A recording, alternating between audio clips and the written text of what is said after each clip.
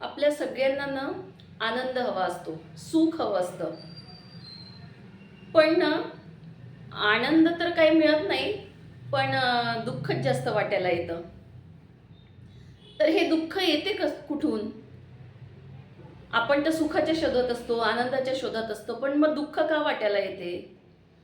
तर आपल्याकडे ना सगळं असतं.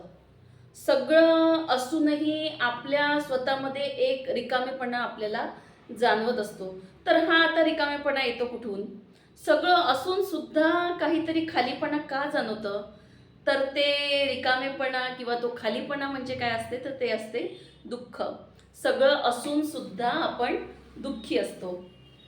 तर प्रश्न एकच आहे, की हे दुःख येतं कुठून किंवा दुःखाचं काय कारण आहे? तर नमस्कार मित्रांनो, मी शीतल आणि स्वागत आहे तुमचं माझ्या आजच्या व्हिडिओमध्ये. आणि या व्हिडिओमध्ये आपल्याला याच विषयावर म्हणजे दुःख कशामुळे येतं किंवा आपल्या दुःखाचं कारण काय आहे या विषयावर आपल्याला बोलायचं आहे. तर ना दुःख जे आहे ना, ही एक वेदना नाही आहे. तर ना ते दुःख जे आहे हे आपल्या मनाने दिलेला प्रतिसाद आहे.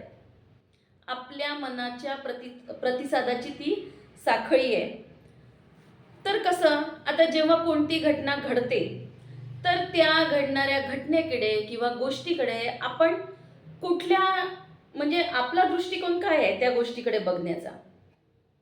आता जसं समजा आपल्याला एखाद्या वेळी सासू काही बोलली किंवा नवरा काही रागवला, तर गोष्ट अगदी क्षुल्लक आहे बरं.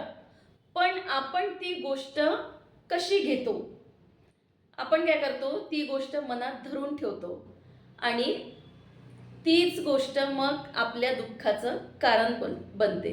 गोष्ट तर खूप छोटीशी होती, पण आपण तिला मनात धरून ठेवलं आणि तेच आपल्या पुढे चालून दुःखाचं कारण झालं. आणि अपेक्षा आपल्या दुःखाचं सर्वात महत्त्वाचं किंवा सगळ्यात मूळ कारण जे आहे ना, ते आहे अपेक्षा.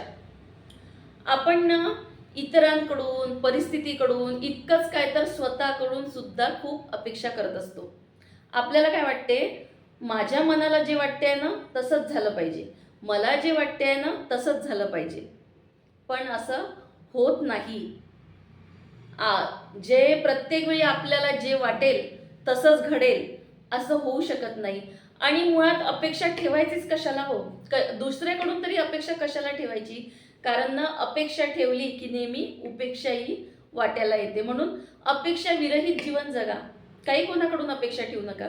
कारण ना माणसं बदलणार आहे, परिस्थिती बदलणार आहे, जग बदलणार आहे आणि त्यानुसार सगळ्या गोष्टी घडणार आहे.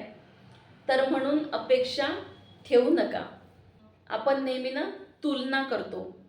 इतरांशी स्वतःची तुलना करतो आणि त्यातनं सुद्धा खूप मोठं दुःख आपल्या वाटेला येतं. त्या व्यक्तीचं जीवन पहा किती समृद्ध आहे, त्यांच्याकडे पहा किती भरभरून पैसा आहे आणि माझं जीवन पहा मी कसं जीवन जगते आहे. अशी ना आपण इतरांसोबत तुलना करतो आणि तुलना कोणासोबत करतो? नेहमी जे आपल्यापेक्षा ज्यांच्याकडे जास्त आहे अशाच लोकांसोबत आपण तुलना करतो. आपल्यापेक्षा जे कमी आहे त्यांच्याकडे आपण पाहत नाही. त्यांच्याकडे जर आपण पाहिलं ना तर मग आपल्याला वाटेल त्याच्याकडे तर ते पण नाही आहे, मग त्याच्यापेक्षा मी किती सुखी आहे. पण आपण ना नेहमी आपल्यापेक्षा वरच्या व्यक्तीकडे पाहतो, जो आपल्यापेक्षा मोठा आहे, प्रत्येक गोष्टीने मोठा आहे अशा व्यक्तीकडे पाहतो आणि मग त्यातनं तुलना आपण त्याच्याशी करायला लागतो आणि मग त्या तुलनेतून दुःख वाटायला येते. तर अशा बऱ्याच गोष्टी आहे की ना ज्या आपण स्वतःच आपल्या दुःखाचं कारण म्हणजे आपण स्वतःच निर्माण केलेलं आहे. हे दुःख कुठून बाहेरून आलेलं नाही आहे. तर या ज्या कारणामुळे येणारं दुःख आहे ना, हे आपण स्वतःच ते दुःख तयार केलेलं आहे. आपण स्वतःच त्या दुःखाला आपल्या जीवनामध्ये जागा करून दिलेली आहे. हे दुःख बाहेरून येत नाही, तर ते आपल्या स्वतःमध्येच आहे. जसा आनंद हा आपल्याला बाहेरून घेता येत नाही, तो आपल्या स्वतःमध्येच असतो, तो आपल्याला शोधावं लागतं. तसं दुःख हे सुद्धा बाहेरून येत नाही, ते आपणच आपल्या जीवनामध्ये दुःख तयार केलेलं असतं. तर आता मग दुःख तर आहे, आपण त्याला निर्माण केलेलं आहे, तर मग काय करायचं?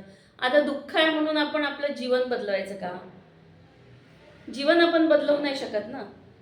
तर मग काय करायचं? तर जीवन आपल्याला बदलवता येत नाही, पण तो जीवन जगण्याचा किंवा त्या जीवनाकडे बघण्याचा दृष्टिकोन तर आपल्याला बदलता येतो ना. प्रत्येक गोष्टीकडे कुठल्या दृष्टिकोनाने पाहायचं हे तर आपण बदलू शकतो ना. असं जर केलं ना, आपण आपल्या जगण्याचा आपण जर दृष्टिकोन बदलवला, तर आपल्याला दुःख कमी करता येईल. नेहमी ना अपेक्षा करू नका, अपेक्षा विरहित जीवन जगा, तुलना करू नका आणि नेहमी वर्तमान काळामध्ये जगा. भूतकाळ आणि भविष्यकाळ हे काल्पनिक आहे, तर नेहमी वर्तमान काळामध्ये जगा.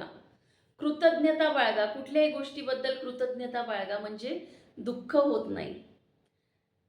तर हे जर आपण या ज्या गोष्टी जर आपण आपल्या आयुष्यामध्ये पाळल्या ना, तर दुःख निश्चितच आपण कमी करू शकतो. आपण त्या दुःखाला टाळू शकत नाही, तर ते दुःख जर समजून घेतलं की नेमकं हे दुःख मला कशामुळे आलेलं आहे, त्या दुःखामागचं कारण जर आपण समजून घेतलं ना, तर त्या दुःखाला आपण नक्कीच कमी करू शकतो. आपलं मन जर आपण शांत ठेवलं, मन जर स्थिर ठेवलं, तर हळूहळू दुःख आपण विसरून जातो, हळूहळू दुःख कमी होतं. तर अशा या गोष्टी आहेत. आणि हा जो व्हिडिओ आहे किंवा हे जर माझे जे विचार मी तुमच्यापुढे मांडलेले आहेत, हे जर विचार तुम्हाला कुठेतरी पटले असेल किंवा हे विचार तुमच्याशी काहीतरी बोलायला लागले असतील, तर नक्कीच हा व्हिडिओ तुम्ही लाईक करा, शेअर करा आणि सबस्क्राईब करा. तर असा हा व्हिडिओ होता. आपल्या प्रत्येकाच्या वाट्याला दुःख येतं आणि दुःखाचं कारण काय ते आपल्याला स्वतःला शोधायचं आहे. आणि हे सुद्धा पाहायचं आहे की ते दुःख मीच तर तयार केलं नाही आहे ना, मी स्वतः माझ्या दुःखाचं कारण तर झालं नाही आहे ना. तर असा हा व्हिडिओ होता. आणि तुमचं काय मत आहे याविषयी, तुम्हाला काय वाटते, तर तुम्ही तुमचा अभिप्राय मला कमेंट बॉक्समध्ये देऊ शकता. आणि माझा व्हिडिओ तुम्ही इथपर्यंत पाहून घेतला त्यासाठी तुम्हा सर्वांचे खूप खूप धन्यवाद. परत भेटूया अशाच एका नवीन व्हिडिओमध्ये, नवीन विषयावर. तोपर्यंत धन्यवाद.